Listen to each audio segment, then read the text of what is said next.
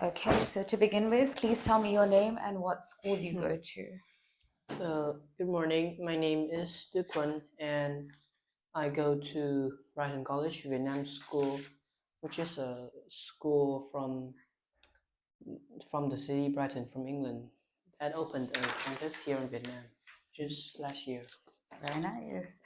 So, for part one, I'm going to ask you some questions about challenges. How do you usually deal with challenges in your daily life? So challenges can be in a lot of forms. It can either be physical or mental challenges. Mm-hmm. For example, physical challenges might be that you can't play a sport very well, or mental challenges could be that you're stressed out for the upcoming exam.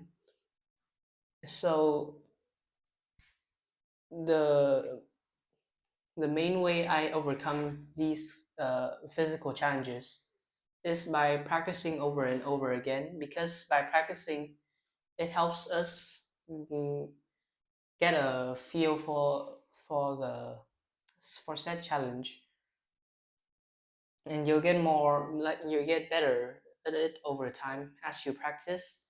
Mm-hmm. And after enough times, you should be able to easily overcome that challenges. And for mental challenges, you there are multiple ways to de-stress yourself. And for example, as I said, if you have an exam that you're not so sure, Mm-hmm. not you're not so confident about, you can meditate for twice a day, or you can also do something that you feel comfortable, like listening to music or reading a book, to because it also helps you memorize some information as well. Okay. Do you like to live a life that has a lot of challenges? It's a very interesting question, and there are a lot of perspective you can look into this question. On one hand, if life doesn't have any challenges, you don't have to experience any pain or any form of suffering, where you have to go through the challenges in life, and you can skip right to the end, where you can just experience everything, and everything will go your way and you have happiness. But if you look at it from another perspective, if you don't feel any pain or sadness in your life, then you'll never be able to truly realize the value of whatever happiness you're experiencing.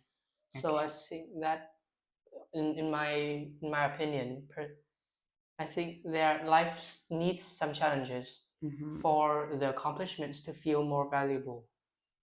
I like that. Very nice. What subject do you think is the most challenging at school?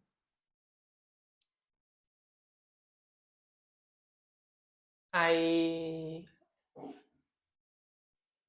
This is not a question that fits me very well, because I think I would consider myself pretty good at all subjects. But if I had to choose one that I find the most difficult about it, which I think which it would be English, Mm-hmm. because when I'm in elementary school, I go to a typical like Vietnamese school. They still have advanced English available, which I took, which is the Cambridge course. Mm-hmm. But English there is still pretty simple. But as I get into secondary school and I go to this new school, Brighton College, it uses the authentic English like learning system, which has a lot more literature involved and a lot more complicated knowledges than you need to remember and understand. And Okay. I think I have the most difficult time in English out of any other subjects. Interesting. Okay, well, here is your question for part two. Please write your Okay. notes on the other paper. You will have 1 minute to prepare. Hmm. Let's just make up something. I can't think of anything. Could be like a Shopee Hmm. driver calling you or delivery guy. No, just make something up.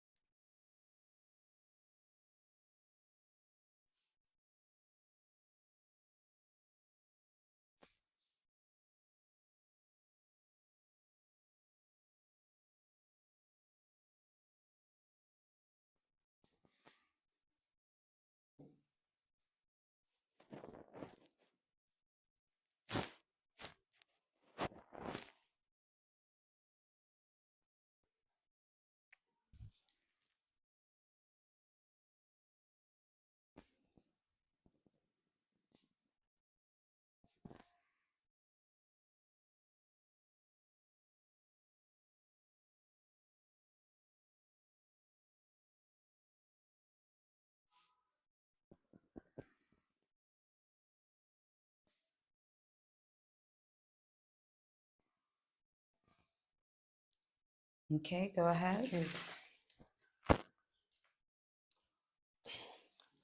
So 2 or 3 years ago, on a summer weekend, me and my family was just going to a restaurant to just have a drink, and enjoy the nature because we're outside. And when I was walking like around the field of the restaurant, because it was like an outdoor restaurant, Mhm. and so there's an open area where you can just walk around. I got a call from an unknown number, and normally I would just decline, but I remembered I answered this number, and when I listened to the phone on the other side, it seems to be a male, and he is trauma dumping on random numbers. So I think that person was calling random numbers, and they're also experiencing a tough time in their life, and they're trying to type in random numbers to express their feelings to random people. And I responded not so empathetically.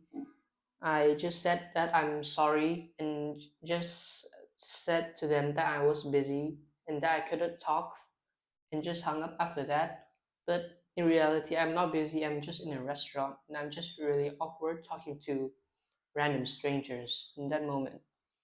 And in hindsight, I think I should have listened more to what the person was talking about. But overall, I was just in character in that moment, since I'm not really a social guy, and I feel awkward and when talking to strangers whom I don't know or have met yet. Okay. Um, do you think people should be banned from talking loudly in public places? So it uh, depends on the the public place itself, because there are some public places where they won't very mind loud noises, but there Mhm. are others that they urge people there to keep it quiet. Uh, Most notably, places like libraries and restaurants where you don't want to have a lot of noises in the background, just talking and chattering around, because it Mhm. can very distract you from either what you're doing in given place. But there are other places, such as some like outdoor parks or playgrounds, where yes, it will still be annoying for loud Mhm. noise there to be loud noises, but the public place has it fits with those loud noises, so you would expect there to be laugh, chattering, and talking around, and so Okay. you wouldn't feel too bothered by it. Okay. What are the differences between sitting next to someone who talks on the phone and sitting next to people who talk to each other while traveling by train or bus? So taking a look first at sitting next to someone who's talking on the phone, it could feel very awkward because what you would just want to do is stay silent, but then you also hear everything the other person would be saying on the phone as well. Mhm. So it is, but it's similar to listening to a group of people talking, because you're also staying silent and listening them to the people talking. Although I would argue that listening to a group of people talking on a bus or train while traveling is more awkward than listening to a person on the phone, because by by just sitting next to a person who's sitting on the phone, both of you are not paying attention to the other, and you're Okay. just kind of hearing information enters your ear. While if there's a group next to you or in front of you where they're talking, you kind of have to visually see them as well while you're hearing their conversations. Okay. Tell me, why do some people not care about their actions in public? Some people don't care about what they do in public, because they think they're entitled to do it, and that others are not annoyed by their actions. So common there's a common uh, there's a common public behavior in Vietnamese countries, in Vietnam, where people would eat very loudly in restaurants, and that Mhm. would bother others around, because they would have to hear of the food that they are the others is eating, which is disturbing to most people. And Vietnamese people also like to talk loudly in public, because they think that their conversation is more important than annoying other people. Okay. Wait, can you repeat the question again? Mm, that's okay. This Oh, works. Thank you uh, very much.